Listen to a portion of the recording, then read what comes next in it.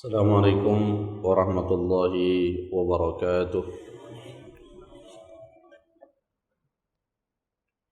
Innal hamdalillah nahmaduhu wa nasta'inuhu wa nastaghfiruh wa na'udzu billahi min shururi anfusina wa min sayyiati a'malina.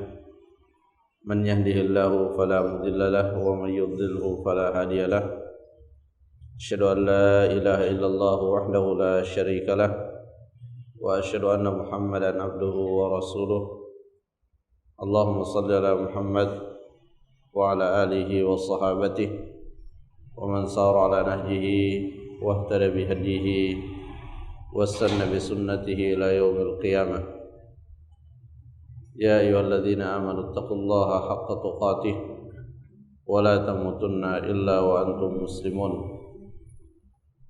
Allahumma 'allimna bima yanfa'una وانفعنا بما علمتنا وزدنا علما وعملا يا رب العالمين. أما بعد، معاشر المسلمين jamaah salat subuh rahimani wa rahimakumullah. Alhamdulillah, pada kesempatan ini kita kembali melanjutkan kajian kita dalam kitab Taisirul Karim Ar-Rahman fi Tafsir Kalamil Mannan. Dan alhamdulillah, pada pertemuan yang sebelumnya kita telah menjelaskan beberapa ayat yang terdapat di dalam suratul Haqqah. Dan ayat yang terakhir kita jelaskan adalah ayat yang menjelaskan tentang keadaan orang-orang beriman di akhirat kelak nanti, di mana di akhirat kelak nanti ketika Allah Subhanahu wa taala memberikan catatan amal bagi orang-orang beriman, maka Allah Subhanahu wa taala memberikan catatan amal tersebut dengan tangan kanan. Catatan amal itu diterima oleh orang-orang beriman dengan tangan kanannya. Dan ini adalah bentuk pembeda sekaligus pemuliaan terhadap orang-orang beriman. Dan tentunya yang dimaksud dengan orang beriman adalah orang yang beriman yang menjaga keimanannya dari tercampuri dengan kesyirikan.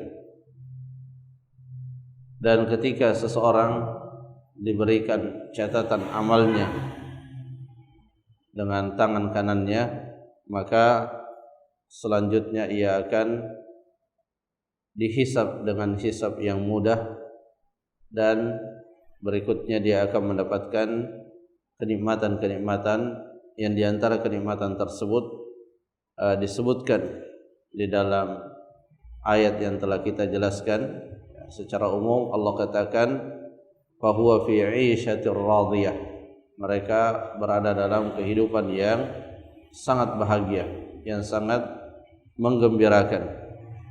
Apa-apa yang dibutuhkannya semuanya terwujud. Kemudian setelah itu Allah Subhanahu wa taala juga menjelaskan tentang keadaan ahlus syaqawah, tentang keadaan orang-orang kafir. Allah Subhanahu wa taala berfirman, "Wa amma man utiya kitabahu bishimalihi fayaqulu ya laitani lam uta kitabiyah wa lam adri ma hisabiyah ya laitaha kanatil qadiyah ma aghna anni maliyah halaka anni sultaniyah khuduhu faghulluh thumma al-jahima salluh thumma fi silsilatin dhar'uha sab'una dhira'an faslukuh innahu kana la yu'minu billahil azim wa la yahuddu ala ta'amil miskin falaysa lahu al-yawma hahuna hamim wa la ta'amun illa min ghislin la ya'kuluhu illa al-khati'un." Ayat-ayat yang kita sebutkan tadi ini menjelaskan tentang keadaan ahlus syaqawah, yaitu orang-orang yang celaka. Dan yang dimaksud dengan orang celaka ini adalah orang-orang kafir. Sedangkan orang-orang beriman yang melakukan kemaksiatan dan kefasikan, dalam hal ini para ulama berbeda pendapat. Apakah mereka juga diberikan catatan amalnya dengan tangan kanannya atau dengan tangan kirinya? Ada yang mengatakan dengan tangan kirinya, dan ada juga yang mengatakan dengan tangan kanannya, sebagaimana orang beriman yang lainnya. Dan yang dikuatkan dan dirajihkan oleh Syekh Muhammad bin Shalih Al-Utsaimin rahimahullah, bahwa orang kafir, orang muslim dan mentauhidkan Allah Subhanahu wa taala hanya saja mereka melakukan kemaksiatan dan kefasikan, maka mereka juga diberikan catatan amalnya dengan tangan kanannya. Tapi tentu dengan adanya perbedaan di kalangan para ulama, kita waspada dan sangat ekstra hati-hati, jangan sampai kita dinilai oleh Allah sebagai orang-orang fasik. Karena bagaimanapun juga di ayat-ayat yang lain sangat banyak ayat, demikian pula hadis yang menyebutkan ancaman bagi orang-orang fasik. Nah, di dalam ayat ini Allah Subhanahu wa taala menyebutkan beberapa keadaan yang akan diterima dan akan dirasakan oleh orang-orang kafir. Di antaranya mereka yu'tauna kutubu a'malihim as-sayyi'ah bishimalihim. Mereka diberikan catatan amal mereka yang buruk dengan tangan kiri mereka. Tamayyuzan lahum wa khizyan. Dan ada dua tujuan diberikannya catatan amal itu dengan tangan kiri mereka dan dari arah belakang. Jadi di ayat yang lain disebutkan lebih detail. Jadi tidak sekedar dengan tangan kirinya, tidak sekedar dengan tangan kirinya, tapi juga dari arah belakang. Ada dua tujuannya. Pertama, tamyizan, sebagai pembeda dengan orang-orang beriman, di mana orang beriman diberikan catatan amalnya dengan tangan kanannya, sedangkan orang kafir itu dengan tangan kirinya. Jadi di akhirat nampak perbedaan itu. Karenanya di dunia kita dilarang keras untuk meniru apa yang menjadi kekhasan orang-orang kafir, baik dalam akidah, dalam akhlak, bahkan sampai dalam hal pakaian yang merupakan pakaian khas mereka. Karena Allah Subhanahu wa taala sebagaimana disebutkan di dalam ayat yang lain, uhsyurul ladzina zalamu wa azwajahum. Kumpulkanlah orang-orang zalim itu bersama pasangan-pasangan mereka. Di antara tafsiran dari azwajahum, pasangan mereka, adalah orang-orang yang meniru dan mengerjakan pekerjaan sebagaimana yang mereka kerjakan. Makanya di antara bentuk kita berlepas diri dari orang-orang kafir itu adalah dengan tidak menyerupai apa yang menjadi kebiasaan-kebiasaan mereka. Apalagi kalau hal itu sudah menyangkut masalah ibadah, menyangkut masalah ritual mereka, maka kita menjauhi dengan sejauh-jauhnya, dan kita jangan mendekati apa yang menjadi ritual mereka. Jadi sangat aneh kalau ada orang Islam lalu kemudian melakukan ibadah bersama mereka, menghadiri perayaan-perayaan mereka. Ini bertolak belakang dengan akidah yang merupakan perkara yang sangat berharga bagi seorang muslim. Wa khizyan, dan juga mereka diberikan dengan tangan kiri sebagai bentuk penghinaan. Jadi kekufuran itu adalah sebab seseorang jatuh dalam kehinaan, dan kehinaan itu telah Allah berikan ketika masih berada di dunia. mungkin dalam hal-hal tertentu mereka berada pada posisi-posisi yang dihormati karena hartanya mungkin atau karena jabatannya, tetapi secara hakiki mereka terhina di dunia ini. Dan di antara bentuk kehinaan tersebut di mana di dalam Al-Qur'an ketika Allah Subhanahu wa taala menjelaskan tentang kewajiban orang-orang kafir yang tinggal di negeri-negeri kaum muslimin yang di dalamnya diberlakukan hukum jizyah, maka mereka diperintahkan untuk membayar jizyah. Mereka dijamin keamanannya oleh kaum muslimin, tapi sebagai kompensasinya mereka membayar jizyah. Dan Allah mengatakan an yadin wa hum saghirun, mereka menyerahkan jizyah itu dari tangan mereka dalam keadaan mereka terhina.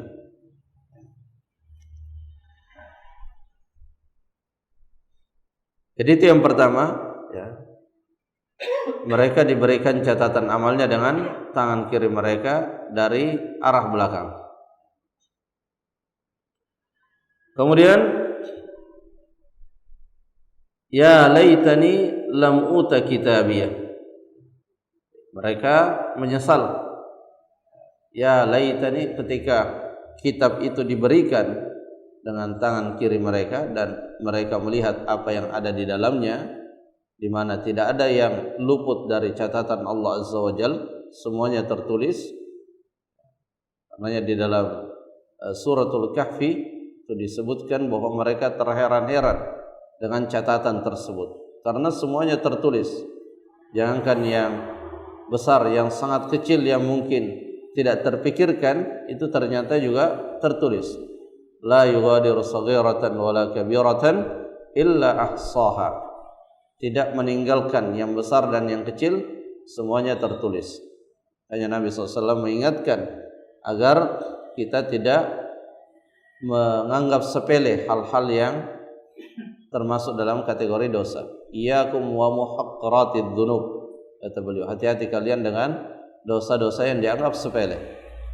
Karena beliau mengumpamakan seperti ranting-ranting kecil ketika dikumpulkan lalu dibakar dan ditaruh di atasnya makanan, maka makanan itu bisa masak meskipun dengan ranting kecil. Ketika dia berkumpul dalam jumlah yang banyak, maka dia bisa menjadi sebab masaknya dan matangnya makanan. Artinya panas juga pada akhirnya. Nah, orang-orang kafir tadi ketika melihat catatan amalnya, mereka berangan-angan, ya laitani lam uta kitabiyah. Dan lafaz laita ini adalah lafaz yang digunakan untuk berandai-andai pada sesuatu yang tidak mungkin tercapai lagi. Ada juga lafaz lain yaitu la'alla, itu juga digunakan untuk mengharap sesuatu dan masih mungkin tercapai. Tapi kalau laita itu harapan yang tidak mungkin tercapai. Ya laitani lam uta kitabiyah. Andai saja ya kitab itu tidak diberikan kepada saya. Karena dia sudah tahu tidak ada gunanya kitab itu bagi mereka. Justru semakin menyusahkan mereka karena di dalamnya telah termaktub seluruh amal-amal yang telah mereka kerjakan, yang justru itu akan mengantarkannya masuk ke dalam neraka. Walam adri ma hisabiyah, dan andai saja aku tidak tahu ya seperti apa perhitunganku. Ya, mereka berandai-andai, mereka menjadi manusia yang dilupakan saja. Dan di dalam surah An-Naml dikatakan mereka berandai-andai dijadikan saja tanah sebagaimana hewan dijadikan tanah. Tapi ini penyesalan yang tidak ada lagi artinya. Ya, jadi penyesalan di akhirat itu penyesalan yang tidak mendatangkan manfaat. Berbeda ketika dia menyesal di dunia. Maka penyesalan itu kata Nabi SAW bagian dari taubat. Ya, kalau penyesalan itu ditindaklanjuti dengan kebaikan, maka dia akan menjadi taubatan nasuha. Ya, karena taubat itu berawal dari penyesalan. Ya, tidak mungkin ada taubat kecuali ada penyesalan. Nanti kemudian setelah menyesal dia tinggalkan Ya, kalau dia sungguh-sungguh dengan penyesalannya, maka dia tinggalkan dosa yang pernah dilakukannya. Kemudian di antara buah dari penyesalan itu mereka berazam untuk tidak lagi kembali pada perbuatan yang sama. Adapun di akhirat, ya, penyesalan itu sudah tidak bermanfaat. Ya. Dan banyak diceritakan oleh Allah Subhanahu wa taala bentuk-bentuk penyesalan itu. Di ayat yang lain dikatakan mereka ingin dikembalikan ke dunia sekedar untuk mengatakan saya beriman kepada Allah.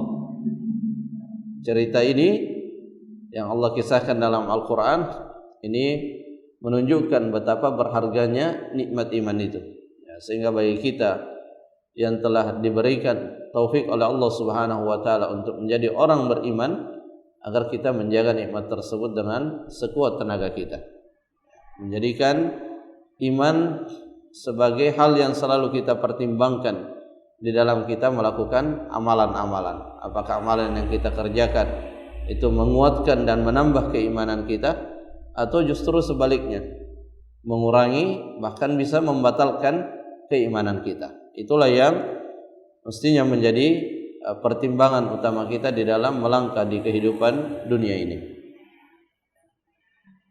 Jadi mereka mengatakan walam adri ma hisabiyah laitani kuntu nasyan mansiya.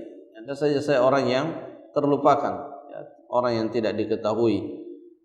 Ingin seperti binatang saja, ya laitani kuntu turaba walam ubats wa uhasab, agar aku tidak dihisab dan tidak dibangkitkan, jadi tanah saja. Karena apa? Karena mereka sudah tahu apa yang akan mereka dapatkan. Kalau di dalam bahkan saya di alam kubur, sebagaimana Fir'aun itu masih di alam kubur, ya, pagi dan sore itu sudah diperlihatkan neraka yang akan mereka tempati. Sudah diperlihatkan, an-naru yu'raduna 'alaiha ghuduwan wa 'ashiyya. Neraka itu diperlihatkan, ini loh tempatmu nanti. Masih di alam kubur. Makanya seperti yang tadi kita sebutkan, keimanan yang tidak tercampuri oleh kesyirikan itu adalah modal yang mutlak untuk dimiliki. Kenapa? Karena kalau orang punya keimanan dan tidak tercampuri oleh kesyirikan, maka ketika dia mendapatkan kesulitan-kesulitan dari sejak ia masuk ke alam kubur sampai hisab, maka itu semua akan menjadi pembersih, ya, akan menjadi pembersih bagi dirinya. Kalau ada yang mendoakannya, baik didoakan secara pribadi atau didoakan oleh banyak orang seperti pada hari Jumat, maka itu juga akan memberikan manfaat, dengan catatan dia beriman, kemudian tidak mencampur adukkan keimanannya dengan kesyirikan, dan dia melaksanakan salat 5 waktu, maka dia akan banyak mendapatkan manfaat. Ya. Bisa jadi, ya, bisa saja ketika dia wafat mungkin awalnya disiksa di alam barzakh, tapi antara wafatnya dengan hari kiamat masih panjang, sehingga bisa jadi ketika kiamat dia sudah bersih dari dosa-dosa yang pernah diperbuatnya. Ya, tapi tentunya kita tidak menargetkan keadaan yang seperti itu. Ya, kita menargetkan supaya kita tidak terkena oleh azab baik di kuburan apalagi setelahnya. Ya, tapi yang ingin disampaikan di sini bahwa betapa berharganya iman yang tidak tercampuri dengan kesyirikan dan melaksanakan salat 5 waktu. Karena itulah modal.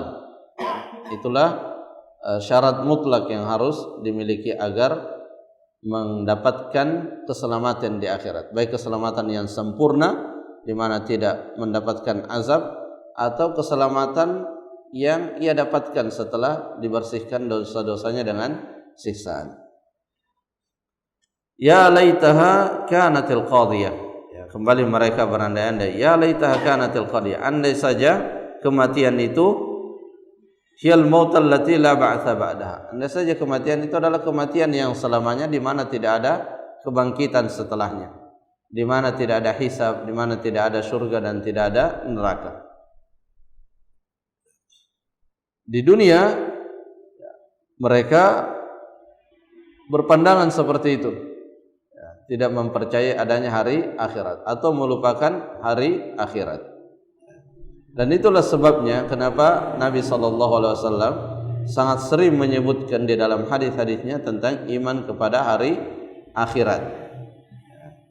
Jadi sering disebutkan siapa yang beriman kepada Allah dan hari akhir. Siapa yang beriman kepada Allah dan hari akhir, falyukrim dhaifahu misalnya. Ya, hendaklah ia memuliakan tamunya. Karena iman kepada hari akhir ini sangat memberikan pengaruh dalam cara beramal seseorang. Kalau dia percaya terhadap hari akhirat, maka dia akan sungguh-sungguh dalam beramal, sungguh-sungguh dalam mengetahui apa perintah-perintah Allah dan Rasulnya agar mereka bisa mengamalkannya. Tsumma iltafata ila malihi wa sultanihi. Setelah itu, setelah menyesal dengan keadaan yang mereka rasakan di hari akhirat, kemudian mereka menyebutkan tentang keadaannya pada saat ia masih di dunia, di mana prestasi dan pencapaian yang mereka dapatkan di dunia itu ternyata tidak memberikan manfaat sedikit pun kalau dia tidak punya iman yang bersih dari kesyirikan. Apa yang mereka katakan? Ma aghna anni maliyah. Tidak memberikan manfaat. Harta yang mereka miliki di dunia itu tidak memberikan manfaat di akhirat. Tidak bisa menjadi penghalang dari siksa Allah Subhanahu wa taala. Ya, karena yang menghalangi seseorang dari siksa Allah itu hanya amalan-amalannya. Ya, dengan amalan kebaikan Allah merahmati seseorang, dan dengan rahmat Allah seseorang terjauhkan dari siksaan Allah. Adapun harta yang menumpuk, prestasi keduniaan yang dicapai, ya, popularitas, jabatan, atribut-atribut keduniaan lainnya, itu semua tidak bermanfaat kalau tidak dijadikan sebagai sarana untuk melakukan amal kebaikan. Tapi amal kebaikan itu perlu pijakan, yaitu keimanan yang tidak tercampuri oleh kesyirikan. Karena meskipun seseorang mengucapkan 2 kalimat syahadat, tapi di saat yang sama juga masih melakukan kesyirikan, itu berarti tidak menjalankan apa yang menjadi syarat sahnya syahadat. Jadi kalau salat ada syarat sahnya, ya, ibadah ada syarat sahnya, ya, puasa, zakat, maka syahadat yang kita ucapkan juga ada syarat sahnya. Di mana ketika syarat sahnya tidak terpenuhi, maka syahadat itu tidak dianggap oleh Allah Azza wa Jalla. Allah berfirman dalam Al-Quran, wa laqad uhiya ilaika wa ilal ladzina min qablik la in asyrakta la yahbatanna 'amaluk. Allah telah mewahyukan kepada engkau dan kepada orang-orang sebelum engkau. Artinya ini ketetapan yang berlaku menyeluruh pada semua nabi dan semua umat. Apa itu? La in asyrakta la yahbatanna 'amaluk. Jika engkau menyekutukan Allah, maka terhapuslah amalan-amalan. Nah, inilah pijakannya amal. Ya, kalau amal tidak punya pijakan iman yang tidak tercampur oleh kesyirikan, maka amal itu meskipun dia adalah kebaikan, itu tidak akan bernilai sebagai kebaikan. Lima aghna anni mali halaka anni sultaniya dhahaba wa mahalla. Sudah berlalu kekuasaan itu, sudah hilang kekuasaan itu, sudah hancur, sudah tidak ada lagi manfaatnya. Falam tanfa al-junud al-katsira walal udad al-khatira. Tidak lagi bermanfaat. Yang di dunia mungkin punya kekuasaan, punya pasukan, punya segala hal fasilitas yang bisa mengamankan dirinya ketika di dunia. Di akhirat tidak bisa dia diamankan oleh kekuasaannya ketika masih di dunia. Ada juga di antara ahli tafsir mengatakan halaka anni sultaniyah, ya, binasalah, ya, tidak ada lagi manfaat beralasan di akhirat. Orang tidak lagi bisa beralasan. Kalau di dunia orang dituduh akan dihukum misalnya, seperti yang kita lihat di pengadilan, itu masih bisa pakai pembela, ada penasihat hukumnya yang membela dengan sekuat-kuatnya. Kalau di dunia masih bisa, tapi di akhirat tidak ada pembela. Yang bisa membantu kita itu adalah rahmat Allah, karena amalan-amalan yang kita kerjakan. Halaka anni sultaniyah. Setelah itu khuduhu faghulluh. Kemudian Allah merintahkan kepada malaikat Az-Zabaniyah agar orang tadi diambil, faghulluhu, kemudian dikumpulkan tangannya di bagian lehernya dan diikat, tsummal jahima salluh, kemudian neraka diperintahkan untuk dimasukkan ke dalam neraka jahim. Ini adalah ayat-ayat wa'id, ayat-ayat yang di dalamnya berisi ancaman.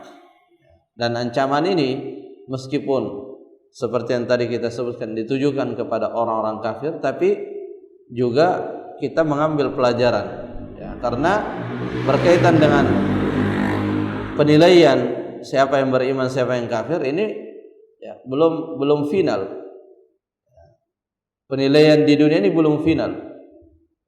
Bisa saja ada orang di dunia dinilai sebagai orang beriman, tapi ternyata dalam penilaian Allah dinilai sebagai orang kafir. Bisa saja. Seperti dalam firman Allah, "Wa minan nasi may yaqulu amanna billahi wa bil yaumil akhir wa ma hum bimu'minin." Di antara manusia ada yang mengatakan kami telah beriman kepada Allah dan hari akhir, tapi ternyata Allah mengatakan wa ma hum bimu'minin. Mereka bukanlah orang-orang beriman. Ya, kenapa? Karena ada namanya kemunafikan, ada namanya kekufuran yang terkadang hal tersebut menimpa seseorang tanpa ia menyadarinya. Oleh sebab itu Allah Subhanahu wa taala berulang kali, Nabi SAW berulang kali mengingatkan supaya seseorang benar-benar menjaga keimanannya. Jadi setiap panggilan dalam Al-Quran, ya ayyuhalladzina amanu, itu semuanya peringatan agar kita betul-betul menjaga iman itu. Karena iman itulah yang menjadi syarat untuk bisa mendapatkan manfaat dari perintah yang dikerjakan dan mendapatkan manfaat dari larangan yang ditinggalkan. Makanya kata Ibnu Mas'ud radhiyallahu an, kalau ada panggilan ya ayyuhalladzina amanu, maka pasti setelah panggilan itu hanya dua saja. Kalau bukan perintah yang kita diminta untuk mengerjakannya, maka larangan yang kita diminta untuk meninggalkannya. Karena memang kalau dia tidak punya iman, maka ya tidak ada manfaatnya diajak untuk melakukan perintah. Tetap ya, ujungnya adalah neraka. Kenapa? Karena tidak punya iman tadi, sebagai pijakan dari amal kebaikannya. Tsummal jahima salluh.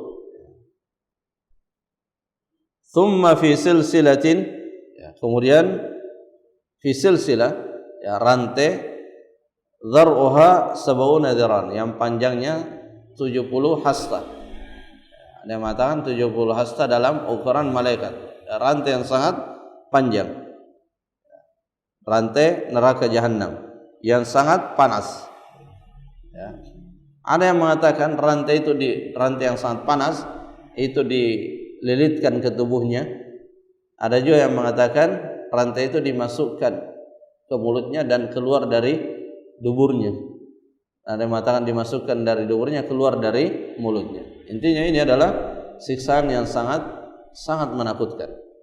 Jadi ayat-ayat wa'id itu disebutkan oleh Allah Subhanahu wa taala supaya hamba itu takut akan azab tersebut.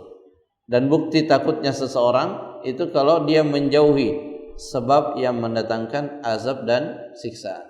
Jadi kalau ingin mengetahui apakah kita hamba yang takut atau tidak, nah, itu dilihat sejauh mana kita meninggalkan amalan-amalan yang menjadi sebab seseorang disiksa oleh Allah Azza wa Jalla. Sebagaimana juga roja, rasa harap, kalau kita ingin tahu apakah dalam diri kita ada rasa berharap, itu kalau rasa berharap itu menjadi pendorong bagi kita untuk melakukan amal-amal kebaikan.